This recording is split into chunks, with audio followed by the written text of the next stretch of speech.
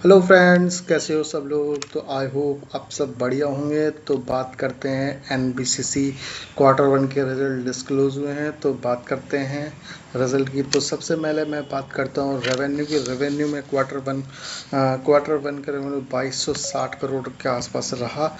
अगर पिछले साल क्वार्टर वन की मैं बात करूँ तो 2392 करोड़ था, और यानी ईयर ऑन ईयर रेवेन्यू करीब लगभग 5.5% कम रहा।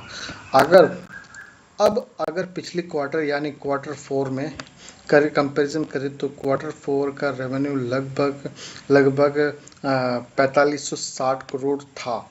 इस हिसाब से क्वार्टर वन में रेवेन्यू करीब 50% कम हुआ है।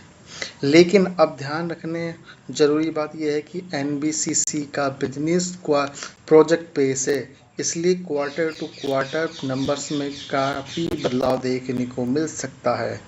अब बात करते हैं प्रॉफिट की। क्वार्टर वन में नेट प्रॉफिट 155 करोड़ था। 155 करोड़ है, यानी और लास्ट ईयर और पिछले साल में क्वार्टर वन में करीब लगभग 132 करोड़ था। यानी साल दर साल प्रॉफिट लगभग 17% की ग्रोथ देखने को मिली है। लेकिन क्वार्टर फोर 2026 में प्रॉफिट करीब लगभग 241 करोड़ था। यानी इसलिए क्वार्टर फोर के मुकाबले क्वार्टर वन में करीब लगभग 36% कम रहा। अब इबिडा की मैं बात करूँ तो क्वार्टर वन में इबिडा लगभग 155 करोड़ रहा। पिछले साल क्वार्टर वन में करीब लगभग 111 करोड़ था। यानी इबिडा में 39% की ग्रोथ हमें देखने को मिली है। ठीक है।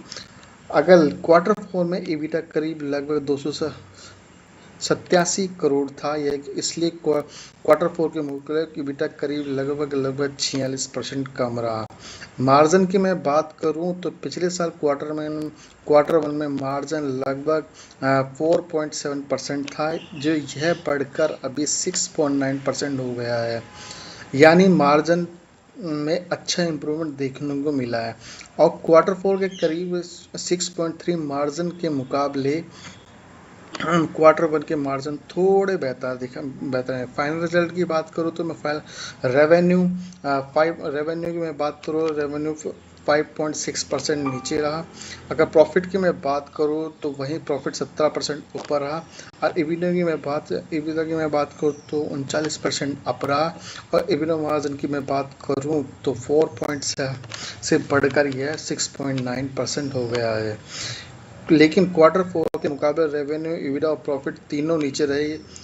इसलिए ऑल ओवर रिजल्ट की मैं बात करूँ तो मिक्स टू पॉजिटिव कहा जा सकता है। अच्छी बात यह है कि प्रॉफिट और margin year two year improvement है। आगे देखते हैं एनबीसी आने वाले क्वार्टर में रेवेन्यू और प्रॉफिट ग्रोथ किस तरह मेंटेन करती है।